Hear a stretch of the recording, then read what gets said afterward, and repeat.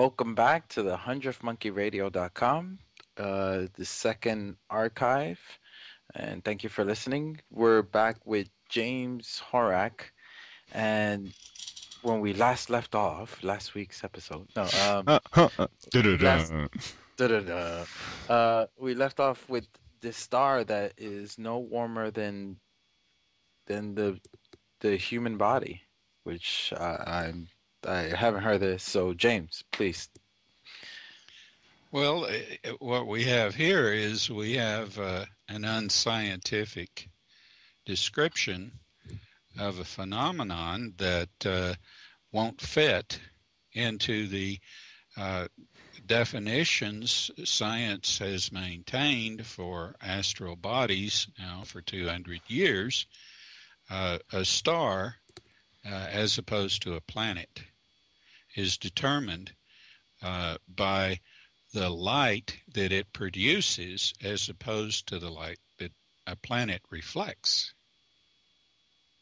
So if it is no warmer than the warmth of a human body, it cannot produce, it cannot be the origin of its own light, can it? Right. So why would they be calling it a star? Are they just messing with our heads? Well, we give them too much credit. They're not scientific. NASA isn't scientific. I mean, the people that decide the policy or what they're going to say next or what they're going to publish or what they're going to promote or whatever are not the scientists. They're press corps people, ad advisors, people that are social engineers that want to comply with the program that the powers that be have created. So, if you look at what they come off with, and you bear in mind that every observation that has anything new to offer has to be approved by the Office of Astronomical Telegrams, then you know that you're getting only what they want you to know or what they want to confuse you with, and this is confusion. Yeah. So just because this is a huge planet doesn't mean it's a star. What's the name of the quote unquote star? I don't know. I just I read this here just recently, and it just bowled me over. I mean, I couldn't stop laughing. Do you remember where you found it? Yeah, it was a fellow by the name of Victor Martinez puts out a newsletter, and he goes out and he gets these links, and this comes from NASA. This is a NASA proclamation, and I could dig it up. I would. You guys took me a little off guard tonight, so I didn't have time. Usually, whenever I'm going to speak about something, I have something in mind, like I do with this. I'll have something on hand, and I don't want to give you any dead air time. So you took us off. You surprised us with that one. Oh, it's just recent. It's just been this week that NASA has put that out, and I just laughed. I mean, I almost fell out of my chair when I read that. And it's kind of like the brown dwarf, that's coming through. That may be, anything to speak to the end of the world in 2012 or the disaster or whatever. And if they get people buying into that, then nobody's going to be concerned about their freedoms being taken away by all of these man-made disasters that are on schedule now. They're all on schedule. And so that when, the really bad ones come, that they start saying, well, we're going to have to evacuate you. And the only place that we have to put you is, you guessed it, a FEMA camp. Yeah. Not the holiday. For your protection. For your protection. Not the Holiday Inn. Well, it could be a Holiday Inn. They just put barbed wire around it and a couple of guard towers in the corner, and that's right. Yeah, that's right. Yeah. Interesting. Sounds more like Sing Sing. Yeah. So we actually during the break we were talking a little bit about some astronomical stuff that I've been poking around at with my telescope. I was looking at Jupiter, and then we got off into Mars, and we were talking about what used to be on Mars. Well, here's the question I've always had about Mars. As some people may know, Mars was also known as the Scarred Warrior. That huge canyon that it has, supposedly it's a scar.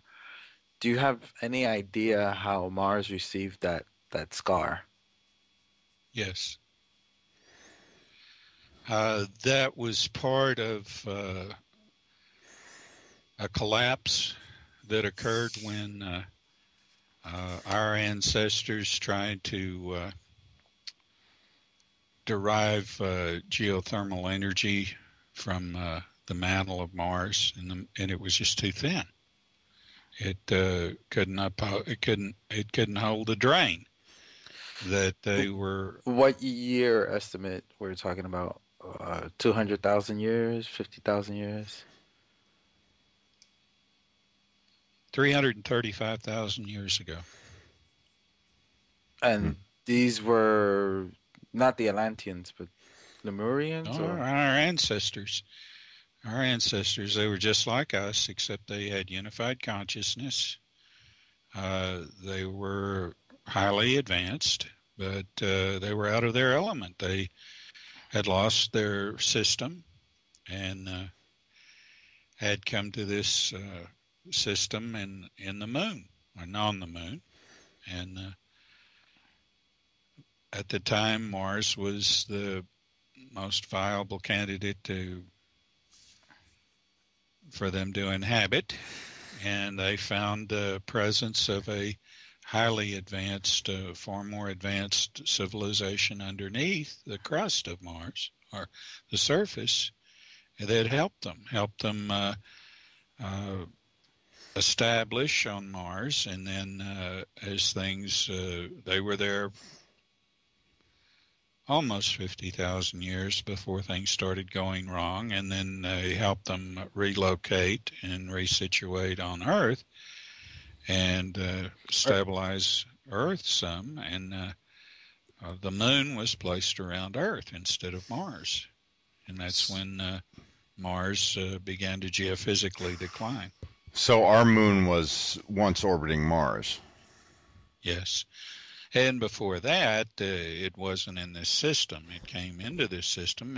The moon is older than any of the planets, and there are structures like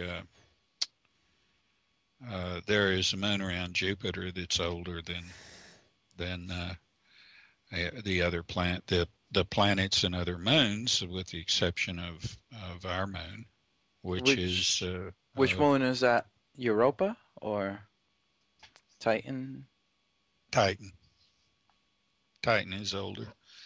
It's not quite so as old. Funny that it's called Titan, and Yeah. you're saying it's older because, as you know, Titan was the very old god before the Olympians.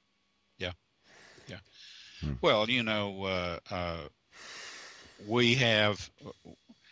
we were talking about the Canali, and sometime in the 30s, there were two flashes there was a flash at each pole.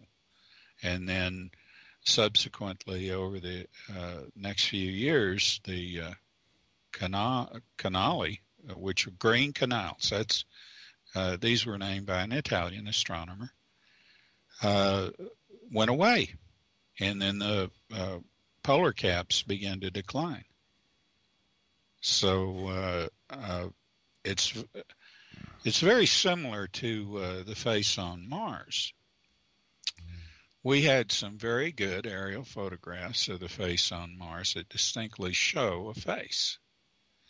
And yet, when NASA finally deigned to get a close-up, it's just a rubble pile of rocks. And there's no way that that rubble pile of rocks could look like a face.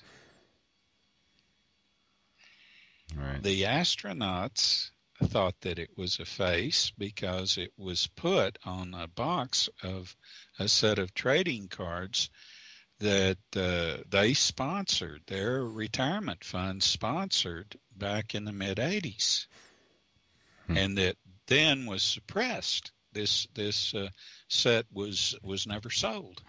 It was warehoused and just forgotten.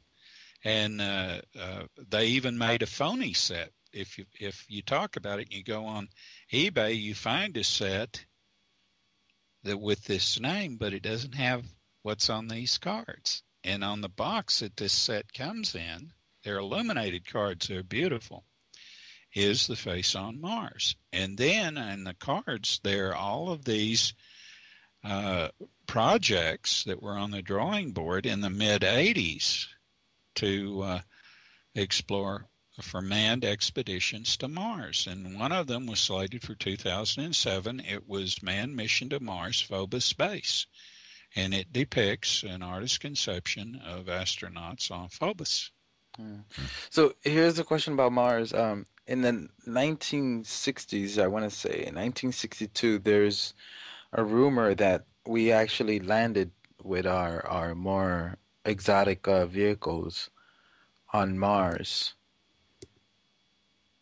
Have you heard anything of that, or is there any truth to that? We had a base on Mars in '59. Oh. We had a base on the moon, '59. And they weren't our vehicles, they were EB craft, and they were piloted by EBs. And that's So what we used. Like a joint. Well, Niara Isley comments about when she was a radar operator at Groom Lake, they decided to send her on one of these trips. And, of course, some very bad things happened to her. I believe her story.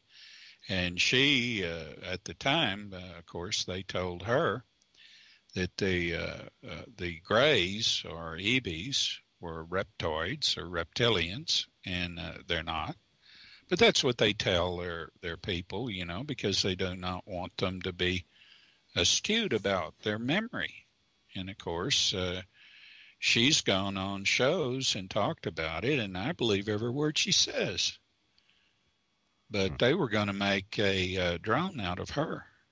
Somebody changed their mind, because during that little excursion, she was raped and exhibited as she was being raped. Yeah.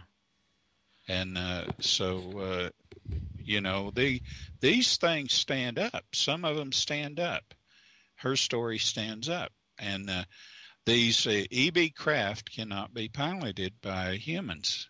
They can't be, because the control panel consists of a hand imprint on a ledge, and they go. An EB is nothing but sewn together meat chunks with a computer terminal, and goes up, puts his hand in that, and interfaces with the navigation system of that craft. And it won't work for us. So, you know, and we've never figured out the principle of the drive, which you know, is gravity wave attenuation. So we have our own craft now, though. Not anything that good. No.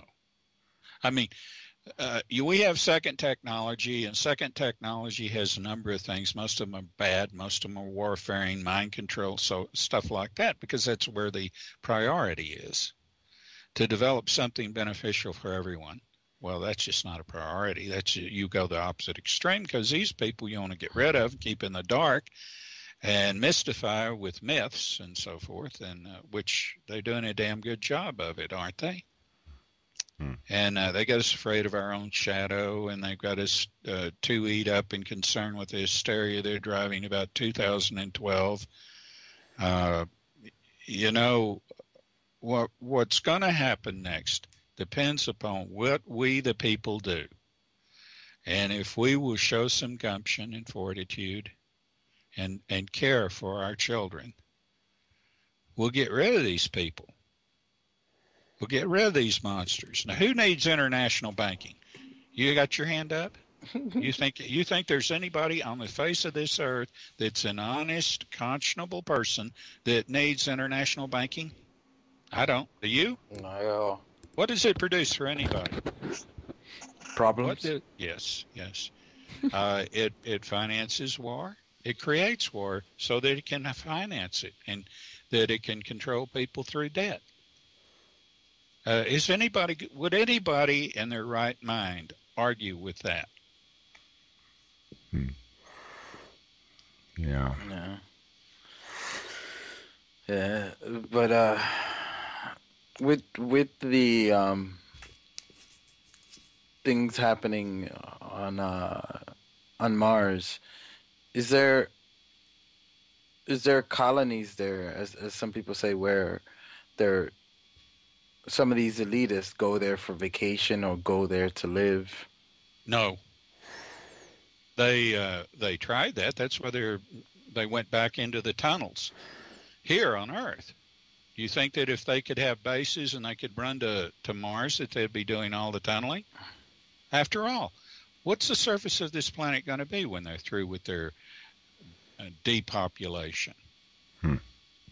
At this rate, this will be a planet no one will wish to live on. And they have been told, you won't go to the moon, you won't go to Mars, you won't go anywhere else. You will live with it.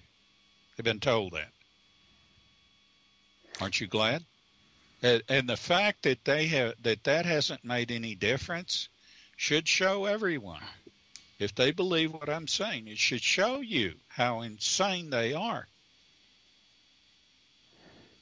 Yeah, there's definitely not much sanity there at all. No. Yeah. Well, I mean, to commit some of the crimes that they've committed, you have to completely dehumanize yourself. There's no way. They have. They have. Well, they'll straight look you in the face and say, why do you care about anybody else? You should only care about your family. People that have known David Rockefeller, people that have known the Rothschilds, and sooner or later become horrified at this attitude, I'll say the same thing. When they say, well, what about the other people? They'll say, what do you care about the other people? You should only care about your family. That's their mindset. That is their mindset. And they don't care about their family if they step out of line. Yeah. So is that what happened to the one, was it a Rothschild that committed suicide here a few months ago? Or the one that overdosed by that club in New York City in the late 1990s? Those things rarely happen accidentally. I'll just say that. There was a Playboy Rockefeller, Winfred, and he kind of got out of line. He was making too much noise, making too much publicity. They all like to play low key. And so John D. II said, you better straighten up. And he wouldn't do it. So he put him on a stipend and took away, stopped the family subsidy. And so he lost his butlers, he lost a chauffeur, he lost all this stuff. And finally, after about 3 or 4 months of that, he broke down and came to see his brother and said, I was so wrong. I don't know what got into me, and I'll stop dating the showgirls and all this stuff. Hmm. Give me my money back. And he got it back, but after that he was, he was on notice, and that's the way they do. But they have primogeniture. The eldest son controls everything, and that was true of the Kennedys. That was true. In fact, the Kennedys, JFK was rare and unique. He didn't fit the mold, and he wasn't the Kennedy that was being tailored for the presidency. That was his older brother, who was killed in World War II. So JFK comes home, and he wasn't really, he had a bad back.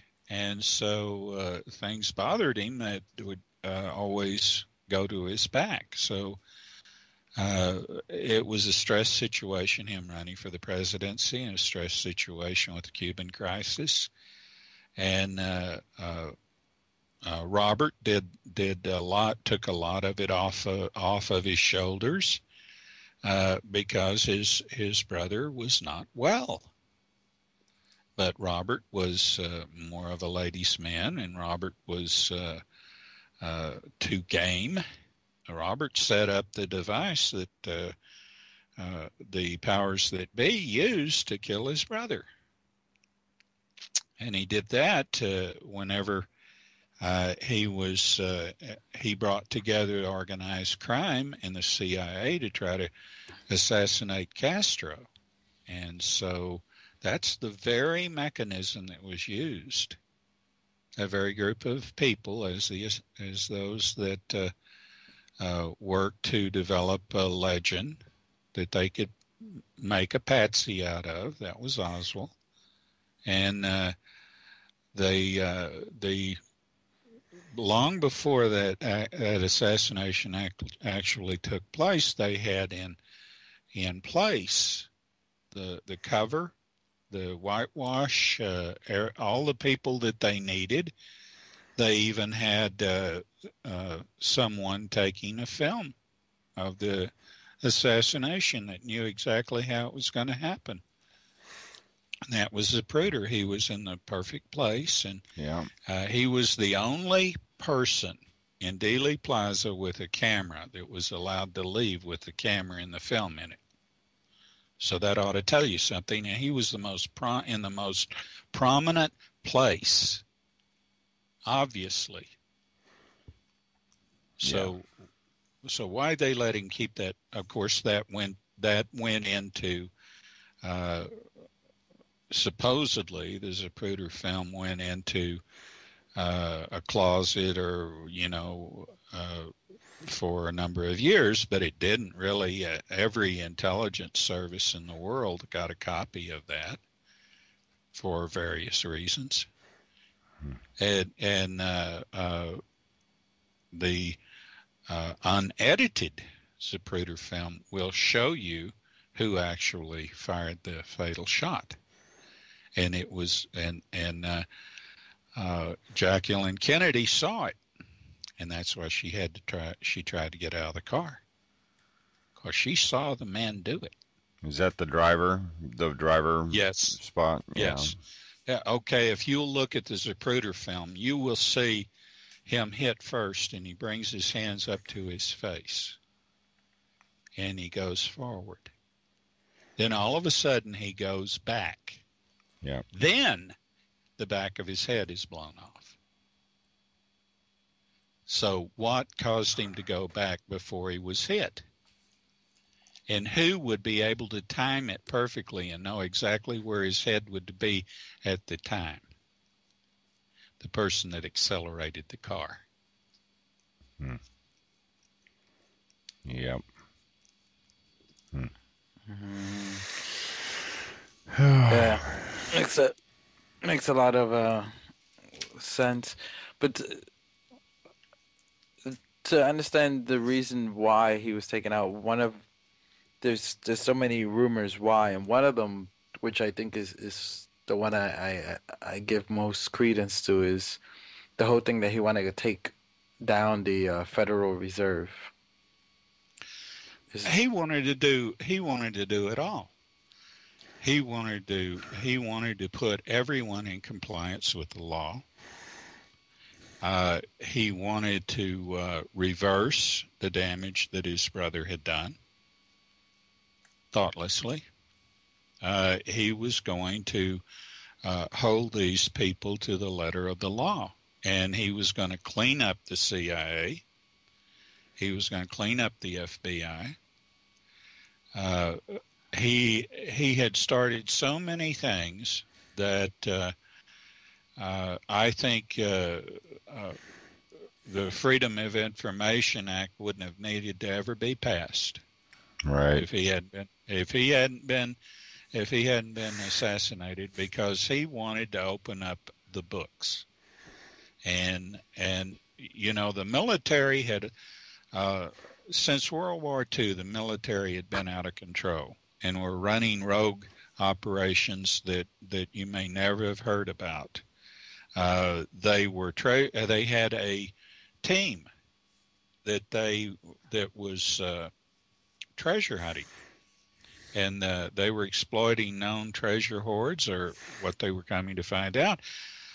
They started following me around and actually undermined a couple of treasure hoards that I found. And they have interesting ways of doing things like that, and they killed some of my friends. But I had pinned down some treasure hoards and was in the process of putting something together. You know, I wanted to do it legally. I wanted to deal with the landowners and everything. And in the meantime, they just come in. They set up, in one case, they built a utility station out in the boondocks away from everything where this treasure trove was. And then they fenced in with government fence. They fenced in this cave where it was located in. And so I went down there, and here is this building, a red brick building, brand new. And it has a garage, and the garage has got a real fortified steel door on it. And then it's got one door, no windows, and it's got all these antennas coming out of the roof. So you guess what that is. Now, I'm talking about 1977. And I'm going to tell you something else you'll be surprised about. So I knew what they had done. So I go up. I'm sporting a 357 Magnum on my hip. I go up and I bang on this door. And I bang on it, and I bang it. Finally, it opens. And there are these guys in these gray overalls. They're looking at me. What do you want? I said, you got my damn gold. You son of a bitches have got my damn gold. And they're looking at me, looking at each other, and they're saying, and they look at that 357 on my hip, and they figure, well, he's got to be a Fed, and he's got to know about this, you know. Wonder what agency he's from. So they're looking back and forth at each other, and I say, show me my damn gold. Show me my damn. So they go, and they get a tripod, and then they get an easel, and they come back, and they've got a screen that they put on this easel, and on this tripod is a laptop. Now, this is 1977. And they show me a radar image of this cave. And in it is all kinds. You can see bars of gold. You can see, you know, you see the outlines, but you know what they are. You know what it is in these figures. And some of it's church treasure, some of it's Indian gold, but there's quite a bit there. And so, which I knew. I knew what was there. I knew where it came from. And where did it come from? The Mexican Revolution. Mm. It was some of the loot that had been taken from Mexico City out of the cathedrals, and some of it had been taken from one of the salvage. There was a place that the Spanish, when they would salvage some of the treasure ships that had gone aground, they would secrete this because they didn't know what the situation might become in the years ahead, and they didn't want to try to move it all. They'd move a little at a time, and usually it'd be found out that they were moving it, and there would be bandits, or there would be U.S. military or whatever to try to take it back. There was a horde a very famous horde at White Sands, New Mexico, in Victoria Peak. And I was the first person to figure out where that came from. And it wasn't hard, but the government stole that from the man that found it. This man had a claim on that treasure hoard. Now, this was worth billions of dollars. This treasure hoard was worth billions, and I know where it came from. When at the end of the Civil War, during the Civil War, I don't know if you guys know or not, but France invaded Mexico and took control and set up Maximilian. Well, Maximilian, at the end of the Civil War, knew that his days were up, so he started taking the treasure of Mexico out of the country, and he did it in three lots, and one of them was Victoria Peak. Victoria Peak was discovered by Doc Noss and the Noss family. Noss was murdered by a military intelligence agent that tried to set him up to do something illegal with the gold. Had him convinced that, you see, the Gold Reclamation Act was in effect at the time, and Noss was afraid that if anybody found out about that gold, they'd tell the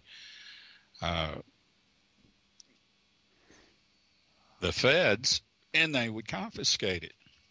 What they didn't know is that it wasn't of the fineness to qualify for bullion, so they couldn't legally.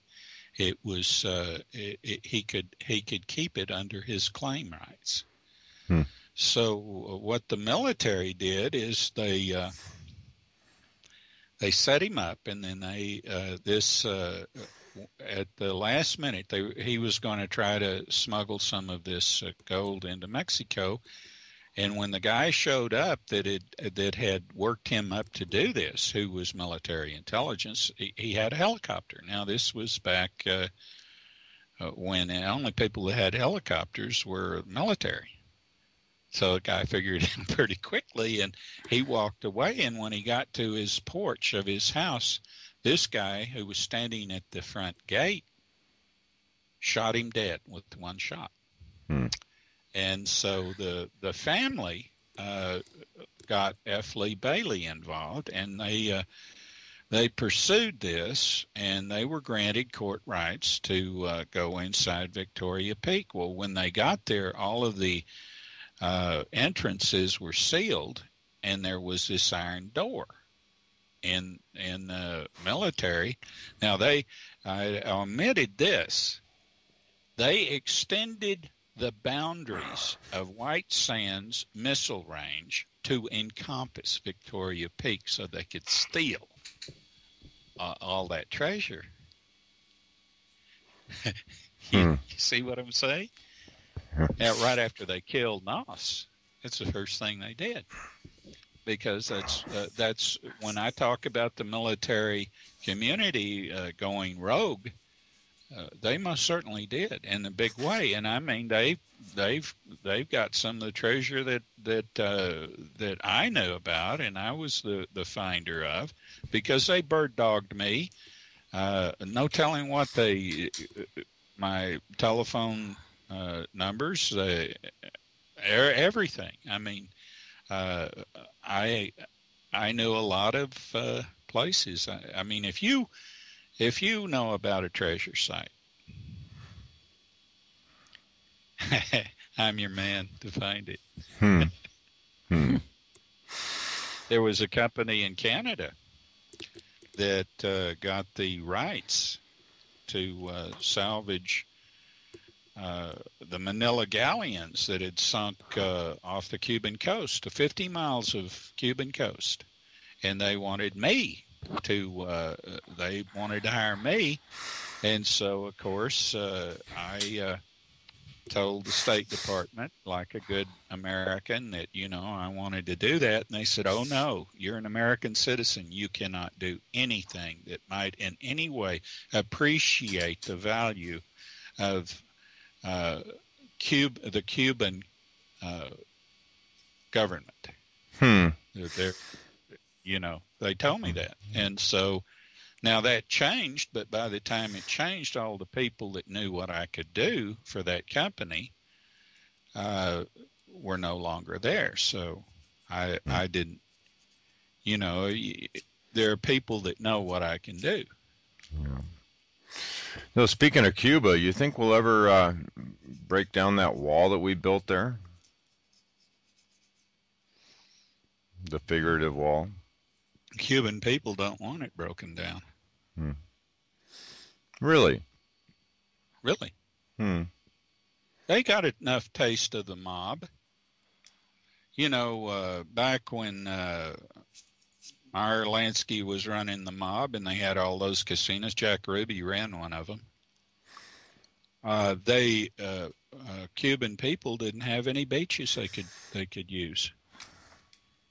From my understanding now, that really hasn't changed much, because from some of my Japanese students love going to Cuba, and sometimes they'll make friends with some of the Cuban people and they'll want to invite them out to eat, and the restaurants that he can go to, they can't go to. So that, from my understanding, from what people told me, that really hasn't changed much. Well, I know people that went down there when I was in school. They'd volunteer and they'd always have to go to Canada first. Yeah. There are so many things that people don't know about Cuba. The Cubans don't grow tobacco. You know where the tobacco comes from that they Dominican Republic. No. Where? Kentucky. Hmm. The people in Kentucky sell the prime leaf to a company in Cuba, and they take it to Cuba, to a company in Canada, and they take it to Cuba because the prime leaf is what these people. The thing about the Cuban cigar is that these Cubans know how to roll a cigar better than anybody in the world, and that's what makes it so good. They roll it where it's tight yet it can breathe, and to do that takes a skill no one else has, and they're not going to teach anybody else that skill. Those trade secrets. There are so many trade secrets when you get into it that dominate. That dominate a trade. That dominate. There are two gas companies industrial gas companies that control helium, because they're the only people in the world that know the trade secret about how to recover gas helium back into liquid form, and that's the only way you can ship it as a liquid. Hmm. I know the secret. Hmm.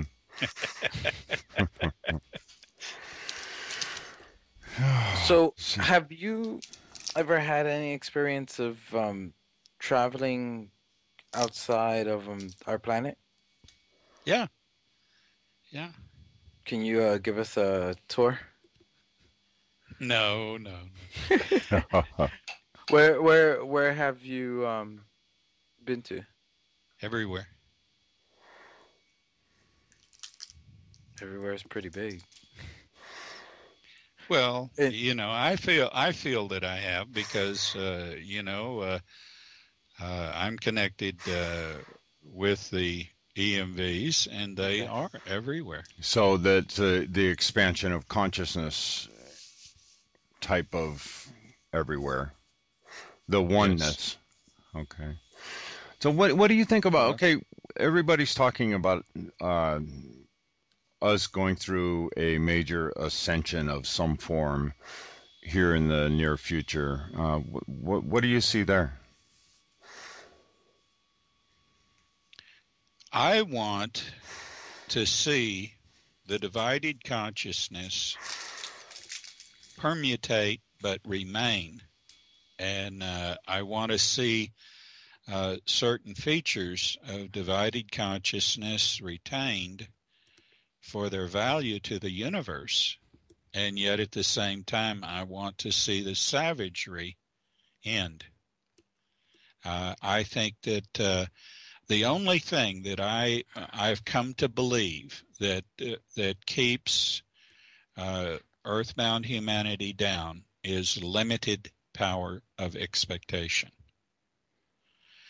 If they knew what they had a right to expect, and if they knew the possibilities, and if they knew how accessible that genetic knowledge could be, and that how collective consciousness can pool, they could really come to believe it, because you've got a lot of woo-woo here. People that think that they can acquire the knowledge of the ancients without the discipline, without the knowledge, and you can't. You have to obtain the knowledge and the discipline. We talk about alchemists. We talk about alchemical secrets. We talk about the reluctant, which people call white gold. But do you know that there are recipes on how to make this that have been published and are still extant? Did you know that? But nobody has the discipline, nobody has the will, nobody has the power of expectation to find them, study them, and to follow them. Isn't that sad? Yeah. But there was a one time this guy I met. I was working for a catering company when I lived in New York, and he, according to him, his friend had got him some of the white gold or monatomic gold. And hello? Yeah. Oh, okay. And Tom, you still there? Yeah. Oh, okay. Yeah, so some of the it got him some monatomic gold, and according to him, when he ingested some, he started to meditate and he started to levitate during his meditation after taking this monatomic gold. Um, is there because a lot of people talk about how a lot of some species are coming here just to take the gold in order to make this monatomic gold. The Anunnaki. Yeah. Is it Well, is it let's like all an addiction? no. Because it No. almost sounds like an expensive crack. No. The secret of the reluctant is spoken of euphemistically by a number like people like Saint Germain, and who knew what it was, but it to discover, it's just like the truth about helium. To discover much about it turns science on its head. So What is the truth about helium? it's not an element. Then if it's not an element, what is it? It's the ether. What ancients spoke of as the ether. It's kind of like a placeholder to matter. Understanding helium, you'll understand the reluctant. And understanding the formula for making electrum, you understand what I wanted to incorporate in my theory of the fusion of metals. But I decided I didn't want to do this bastardized technology any favors long before I extended that beyond a few techniques that I mentioned in a couple of papers that I helped a friend write to get into Stanford.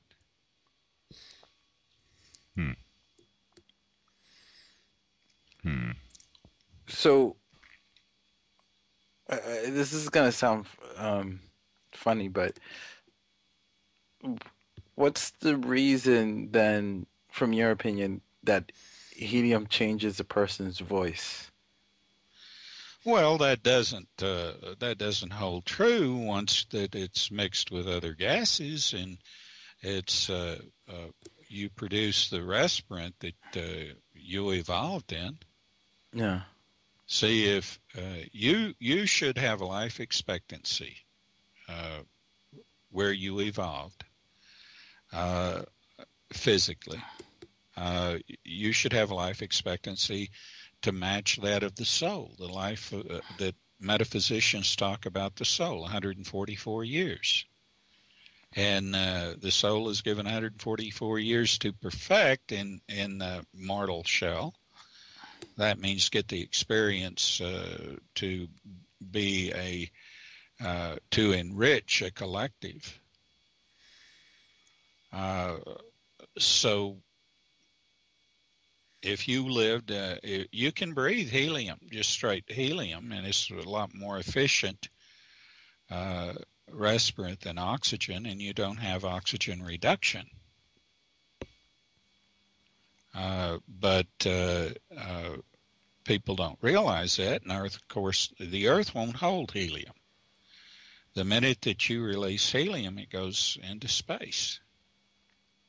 Immediately go wham, because the gravity wave of Earth is too variable. It's not a specific gravity wave signature. It is not having a specific gravity wave signature that keeps Earth from holding helium, because smaller bodies in our system have helium in their atmosphere. So if a person was to get, not that I'm recommending this, but if a person was to get a tank and would start breathing in helium, what would they be poisoned or? No, it's something to get used to. I mean, you acclimate to it, but I would, you'd, if you could find a way of hermetically sealing an environment. So, some divers use a mixture of hydrogen peroxide, helium, and oxygen. To go really deep, yeah. Yeah. If the important thing about that is that helium, as it fills your lungs, it gives support, so you can go deep. Otherwise, you would collapse from the pressure. But there are a lot of other considerations about how to utilize helium to improve your mobility and your ability to endure extreme environments. There are people that are in the sun, in this sun. There are people that are in this sun. Human people? No. Oh, okay. So once you attain spiritual technology or you become spirit, you're not human, you're not extra human, you're not humanoid, you're spirit. The integrity of the spirit, the perfectibility of the spirit is a profound, unchangeable truth. So so you mentioned that who was it? It said the 144 years that the soul has to perfect its mission in this lifetime. Is that what it is? Where does that come from? The adepts. It's teaching of the mystery schools. It's been around a long time. 144 is a very special number. 144, if you take a circle and you put 144 points equally distributed across that sphere, the third dimensional sphere, and you draw lines, you have a matrix that combines strength and structural integrity perfectly. You have the perfect geodesic dome. Okay. Well, life, nature loves symmetry, if you hadn't noticed. Right. And 144 is a very special number on many levels, in many applications, and in many ways. There are 144 engines on Earth that are below the crust, just above the mantle, that operate with engines in the moon and can with engines on Mars, below the surface of Mars, in the Hall of Machines. And these can do some pretty fantastic things if they're utilized, if the people know how to utilize them. Engines, as in, what type of engine is this? Well, it doesn't look like an engine. It looks like a huge dipstick, 1,200 feet long. It's flanged at one end with a point. Kind of looks like a church spire, and at the other end, it has a four-sided box shape, like a counterbalance. And when it's in the right place, it alleviates the buildup and pressure of gases and liquid flow or movement in the mantle. If they're arranged in a certain way, they can do a lot more. But over the years, some have been pushed to the surface. Okay, so if we have all these engines in the planet, well, first of all, do you subscribe to the Gaia hypothesis that the planet is alive? Sure. So sure, it is alive. So she's like a cyborg then. Well, I wouldn't. Does Earth have these engines, or is just Mars and the moon? No, the Earth does. But the engines that are in the Hall of Machines on Mars and in the moon are controllers. They control these engines, and they along with that, in the moon, there are engines which were responsible for making a craft out of the moon itself. And the reason that they wanted a moon with resources is so that they had need for known resources that were in the moon, and that helped them establish themselves elsewhere until they could do the adaptation to different kinds of minerals in different kinds of amounts.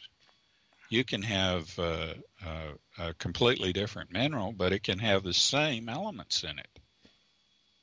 Where does the moon originate from? Does it originate from another solar system, as some people believe? Originates 500 light years from here. What sector would that be in? Well, it no longer exists. that is that where systems Lyra used to be? Well, no, but the constellations will give you a bearing on a summer night. Like tonight, if you go out and you look towards Leo, you're looking in the right direction. Okay. So we're coming up to the top of the hour, and I have to run out soon. What is there with the upcoming months? Is there anything you see that's happening? Um, Anything you can tell us? It's up to the people of this earth. You know, there is a tremendous community waiting on the people of this earth. And there are all kinds of well-wishing, you know, everything hangs in the balance. And it's what the people of this planet do. You know, nothing is expected out of you that shouldn't be expected out of a child. You live up to what you've been taught. You don't harm other people, and you don't support efforts that harm other people. And you see, you do that, you take care of all your problems. And you won't be far away from finding new friends. That is very true. Yeah, I'm ready for some new friends. Well, they're there. Yeah. I mean, you see them every day, don't you? Yes, we do. Now, look, the powers that be would like to make you believe that that's theirs. Throw as much ball of confusion. On one hand, they want you to believe that they've got all this wonderful stuff. They don't. And on the other hand, they want you to believe in a menacing ET presence. There's no menacing ET presence. And they don't have what they claim. They've got enough to cause harm. I saw the trailer for Cowboys and Aliens. Yeah. Oh my God. And what I have been talking about for years that science fiction in the West, not necessarily Soviet, but now of course it's changing.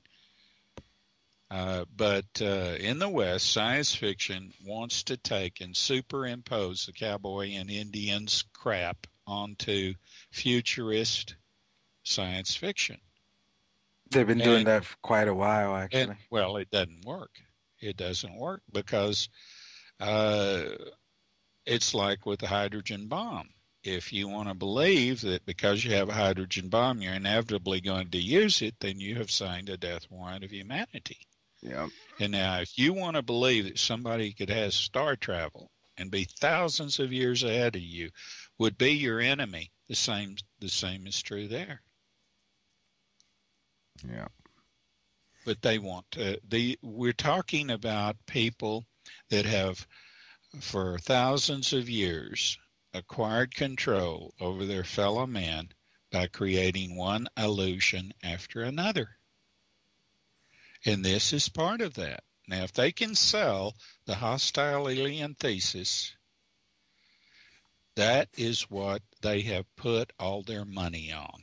Well, they've been trying to sell it really hard here in the last couple of years. I mean, they've been really, really, really pushing that card. So I'm kind of, I won't say expecting, but I would not surprise me to see that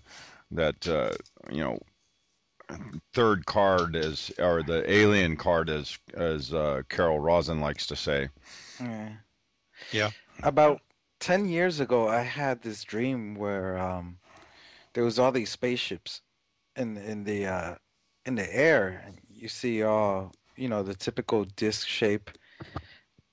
And I wasn't amazing. I'm looking at all these ships, and then you hear the government like on speaker saying, "These are your enemy. They're here to attack us." And blah blah blah blah blah. So that's a dream that always stuck in my head. I know of a case that I would love to share with everyone else, but the person that had the experience is not willing to go public. And this I would love to talk about. Hopefully in the near future he'll change his mind. But this is even better than Billy Meyer.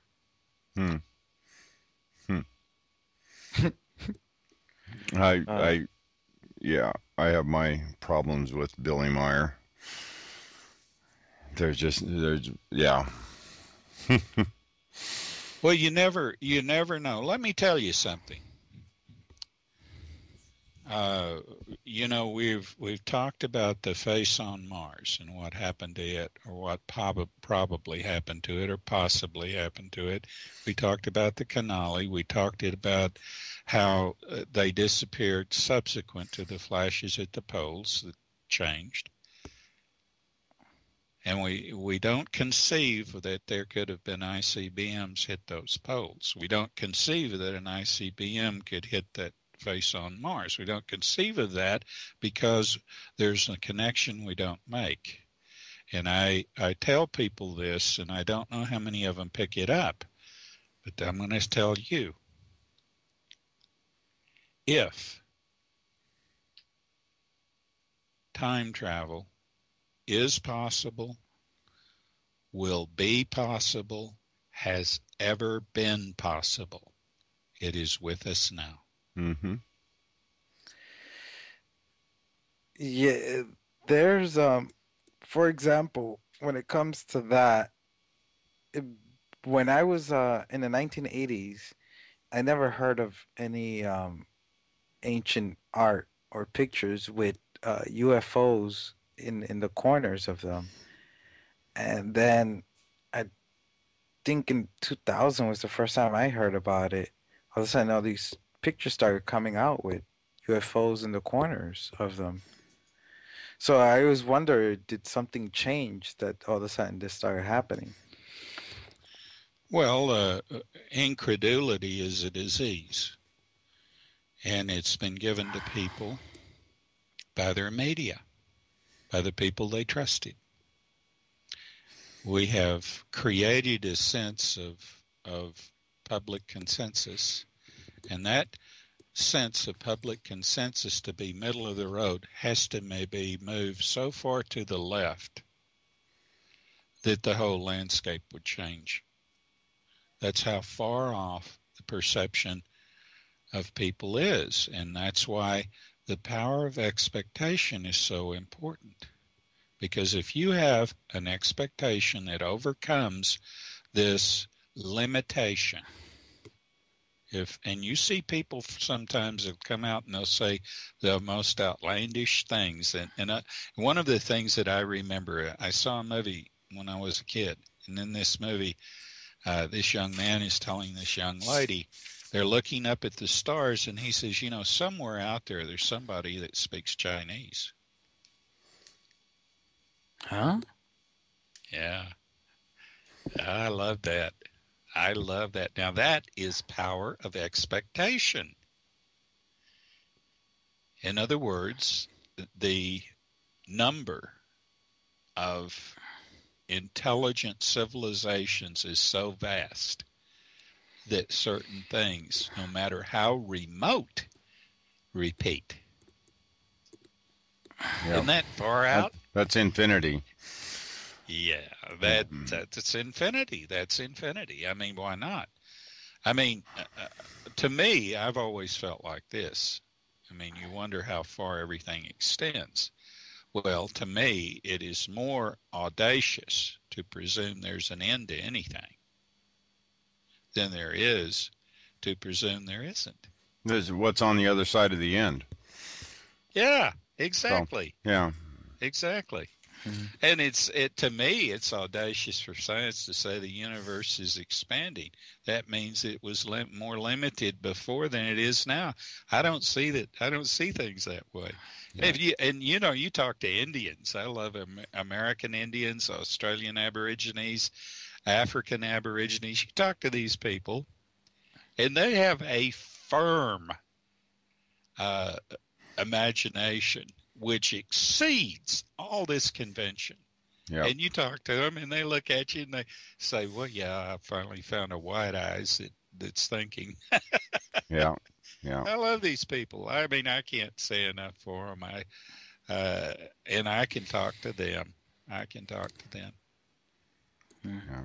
You guys could do really well. We got to find us a shaman for you guys to bring on your show, because Hmm. I mean these guys are the most entertaining people you'll ever listen to. They put me to shame. Hmm. Hmm. Yeah, actually, I would love to do that. Yeah. I would love to find an indigenous one that was raised in the culture. That would be It's awesome. it's still very well connected. Yeah. Yeah. So. All right. Oh, So I mean, there when you see two things working at the same time, it'll blow your mind. When you see that down to earth wisdom with unlimited imagination at the other end, it will just wow you. I mean, Yeah. the writer B. Traven saw that in the Mayan, and he wrote about the Indians, and he appreciated that so well. And his stories, the short stories, were so great because he had that ability to appreciate that. Yeah. He was probably the single most loved writer in Spanish or English. Hmm. Hmm. Okay. Well, we do got to get off here, Ramon. You got to get to school, right? I got teacher the English. Teach it the English. Teacher the English. Yeah. The Japanese pretty quick with English. Well, they have that. I don't know if are you familiar with katakana? Yeah. Katakana really impedes their learning ability, because katakana, they have three writing forms, and one is hiragana, which is their traditional. The other one is kanji, which is the Chinese style. And then katakana is used for all foreign words and our names and stuff like that. And so they have a lot of English words, and because they pronounce these English words with a Japanese tonation, that it really messes up their learning ability. So I can say the exact same word in an English pronunciation, and they have no clue what I'm talking about. Hmm. Yeah. Hmm. So, Well, if I say, for example, if I say cake, they don't know I'm talking about cake. But if I say cakey, then they know what I'm talking about. So with the young kids, of course, young kids are sponges. So they perfect mimics. You can, if from the age of 4 to 6 is when they're just, my God, you can teach them anything, and they'll just pick up a language and speak like a native, and by the time they're 7, they're thinking in that language. Yeah. I've seen it. Yeah. I've seen it. Tutors will tell you, they love to teach children language. Yeah. Yeah. But like all things, if that kid is going to class once a week, it's not gonna do anything for him. If it's not an everyday thing, it's a waste of. There's kids that I teach that they've been getting taught English for 3 years, but it's only once a week, and they're still at the same level. You got to immerse them in it. And, language, if you could get them to go to the language lab every day and spend a couple hours listening to audiolingual tapes, they could do it on their own. Yeah. Yeah. And that's why and then they come to class and they'd be prepared. And, well, if they want to really think in terms of getting jobs as translators or interpreters, or they want to just translate technical periodicals or manuals, which, the Japanese have a niche for. Everybody in every industrial nation in the world has a niche for people that can translate technical manuals into their own language. Yeah. Oh yeah, it's definitely a lot of that work. Yeah. All right, so I'll go teach you the English. Okay. Well, I want to thank you, James, so much again for joining us again. It has been another very enjoyable and interesting by far. Absolutely great show. Can you get us an EMV for interview anytime soon? I'll tell you what I will do is that if you change this planet and put your technology in its place, you overcome your own technology, and you get on the right track, the EMVs will deliver some more of the mineral. Because what mineral is here is steadily becoming under the control of corporations that are New World Order. Yeah. And that's because I've been talking about it.